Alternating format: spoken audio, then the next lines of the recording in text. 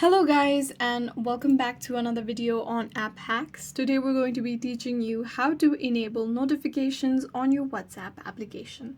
But before getting started, remember to support our channel, hit the like button, subscribe and turn on your notification bell so that you don't miss out on any new videos by us. First, go ahead and open your WhatsApp application. Then on the top right corner, you'll be able to see the three dotted icon.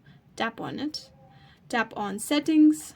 Under Settings, you'll be able to see Notifications option. Tap on it. On Conversation Tones, make sure that this is enabled. What this does is that it enables notifications for incoming and outgoing messages, and this is how you can turn on your notifications for WhatsApp in the application itself. However, if you want to turn it on through your settings, you can do so as well by visiting the settings on your mobile. On the settings, search for Notifications. Tap on App Notifications. Now make sure that WhatsApp has the notification enabled. If it doesn't, simply toggle the switch so that it turns blue, and this is how you know that WhatsApp notifications are turned on your settings on your device. I hope this video was useful. If you have any questions, let us know in the comments down below, and thanks for watching.